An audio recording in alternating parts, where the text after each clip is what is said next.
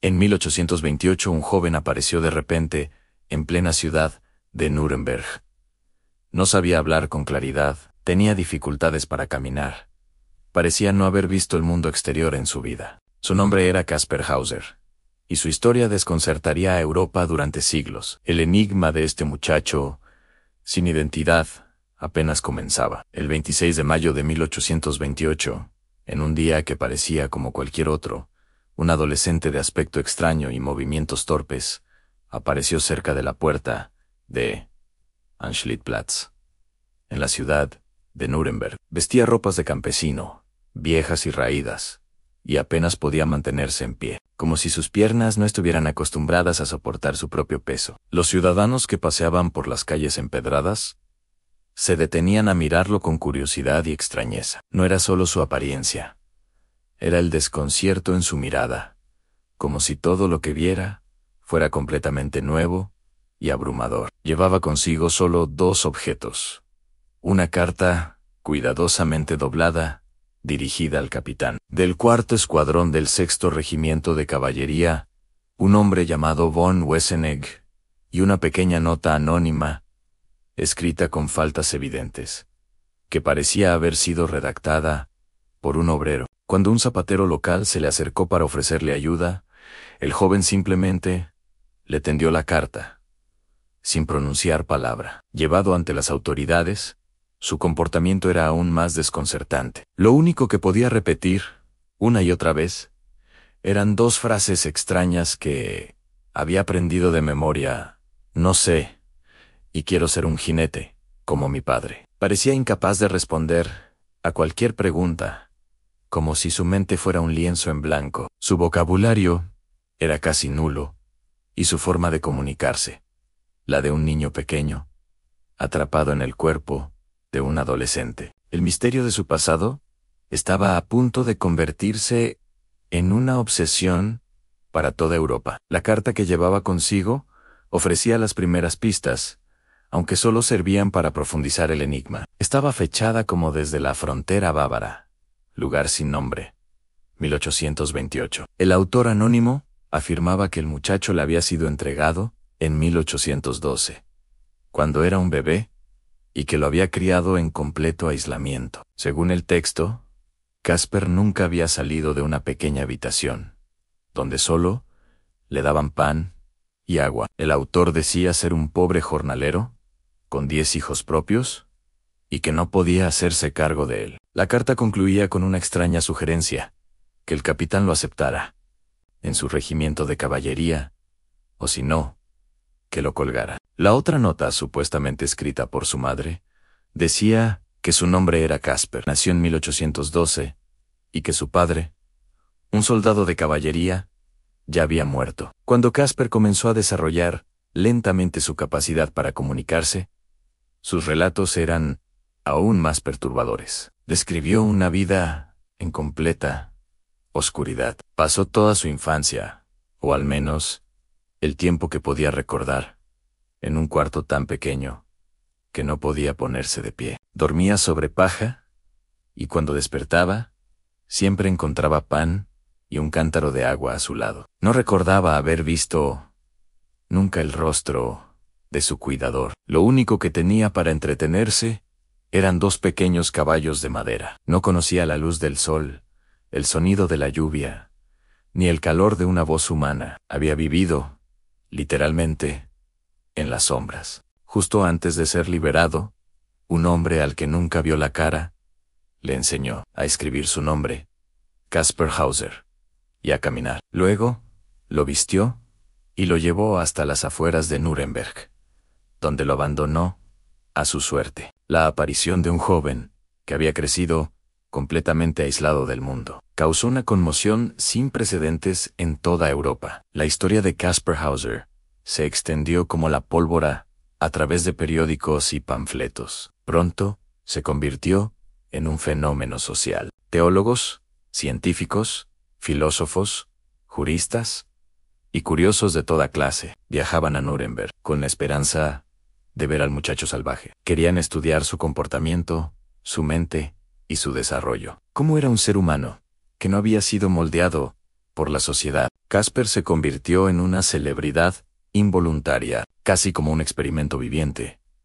Era constantemente observado. La gente se fascinaba al verlo reaccionar con asombro o miedo ante las cosas más simples. El reflejo en un espejo, el tic-tac de un reloj, el fuego de una vela. Muchos lo trataban con compasión, viéndolo como una víctima inocente. Otros, sin embargo, empezaron a dudar. ¿Podía ser todo una farsa? ¿Un fraude increíblemente bien ejecutado para ganar fama y fortuna? Pero incluso los más escépticos coincidían en algo. Casper era diferente a cualquier persona que hubieran conocido. Bajo la tutela de varios benefactores, incluyendo al alcalde de la ciudad, y más tarde a un profesor llamado Georg Friedrich Daumer, Casper comenzó a aprender a una velocidad asombrosa. Su mente, aunque virgen del mundo exterior, era sorprendentemente receptiva. Aprendió a leer, a escribir, a dibujar y a mantener conversaciones complejas. Su progreso era documentado meticulosamente. Pasó de ser un ser casi mudo a un joven elocuente que podía describir con detalle sus sentimientos y percepciones. Fue acogido por varias familias influyentes que se turnaron para encargarse de su educación y protección. Cuanto más aprendía y se integraba en la sociedad, más crecían las sospechas y las preguntas. Su historia parecía demasiado fantástica para ser cierta. ¿Cómo pudo sobrevivir tantos años en esas condiciones? ¿Y por qué alguien lo mantendría encerrado para luego liberarlo de esa manera? Las dudas sobre la veracidad de su relato comenzaron a dividir a la opinión pública. Los escépticos argumentaban que no existía ninguna prueba física de su encierro. Nadie pudo encontrar jamás la supuesta celda donde pasó su infancia. Señalaban inconsistencias en sus relatos, que a veces cambiaban o se embellecían con el tiempo. Era posible que fuera un impostor astuto, un joven con una imaginación desbordante, que buscaba atención y una vida cómoda. Por otro lado, sus defensores presentaban pruebas que parecían apoyar su historia. Los análisis médicos de la época indicaban que Casper tenía una notable atrofia muscular en las piernas y una formación ósea peculiar en las rodillas, consistente con alguien que había pasado mucho tiempo sentado, sin poder estirarse o caminar. Además, su ignorancia inicial sobre el mundo era tan profunda que a muchos les parecía imposible de fingir. Su terror a la oscuridad y su sensibilidad extrema a los estímulos sensoriales parecían auténticos. La balanza entre la verdad y el engaño se mantenía en un equilibrio precario. En octubre de 1829, un suceso violento vino a añadir más leña al fuego. Mientras se encontraba en la casa de su tutor, el profesor Daumer, Casper fue encontrado sangrando en el sótano, con una herida en la frente. Aterrado, afirmó que un hombre encapuchado había entrado en la casa y lo había atacado con un cuchillo, susurrándole una amenaza.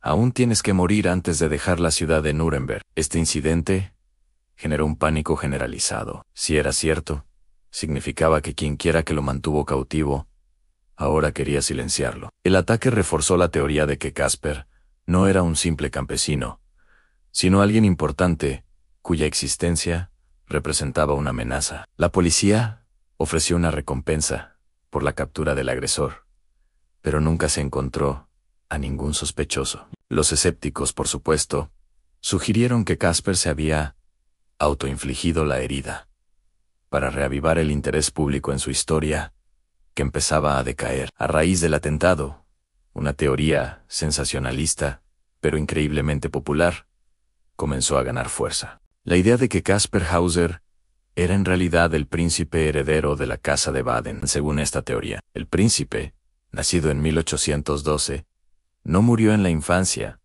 como se informó oficialmente, sino que fue secuestrado y reemplazado por un bebé moribundo. El objetivo de esta conspiración habría sido desviar la línea de sucesión en favor de otra rama de la familia. Caspar, el verdadero heredero, habría sido ocultado para impedir su ascenso al trono. Esta hipótesis, que conectaba a Caspar con las altas esferas de la nobleza europea, Era tan escandalosa como seductora. Explicaría el encierro, el misterio y los intentos de asesinato. La condesa Louise von Hochberg, segunda esposa del gran duque Carlos Federico de Baden, fue señalada como la principal instigadora de la trama. Sin embargo, a pesar de los libros y tratados que se escribieron al respecto, nunca aparecieron pruebas concluyentes que confirmaran esta conexión real. La historia del príncipe perdido permaneció en el terreno de la especulación. Tras el primer ataque,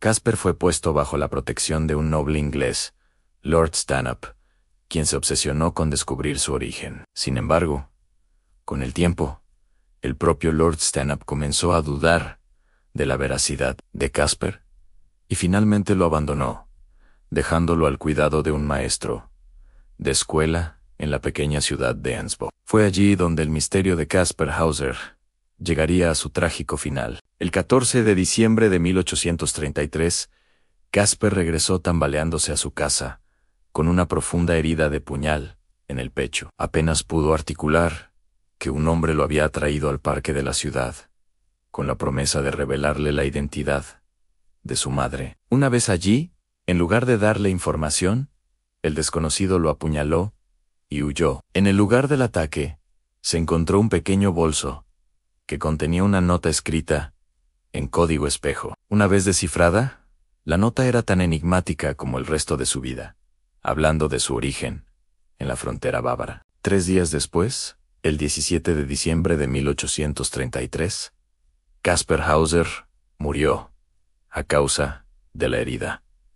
Tenía aproximadamente 21 años. Su muerte dejó más preguntas que respuestas. ¿Fue asesinado por sus misteriosos perseguidores para silenciarlo definitivamente? ¿O, como argumentaron los escépticos, una vez más, se apuñaló a sí mismo para llamar la atención y el golpe fue accidentalmente mortal?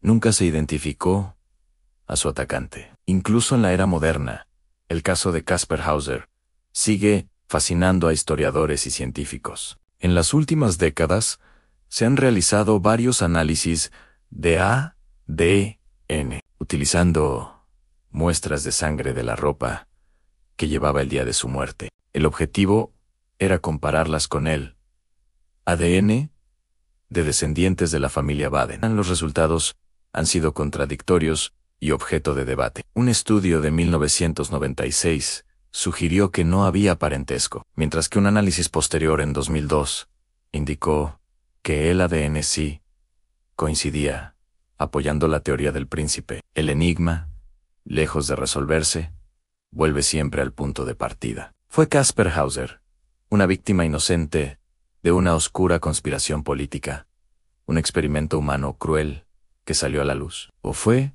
uno de los impostores más extraordinarios y convincentes de la historia? Nadie lo sabe con certeza. Lo único seguro es que murió sin revelar su verdadero origen, dejando tras de sí un legado de misterio. Su tumba en Ansbach lleva una inscripción que resume su trágica existencia. Aquí yace Caspar Hauser, enigma de su tiempo. Su nacimiento fue desconocido, su muerte un misterio. Caspar Hauser sigue siendo uno de los enigmas humanos mayores de la historia. Un joven sin pasado, sin identidad y sin respuestas. ¿Tú qué crees que ocurrió en realidad? Déjanos tu opinión en los comentarios. Gracias por acompañarnos en este viaje al misterio. No olvides suscribirte para más historias fascinantes.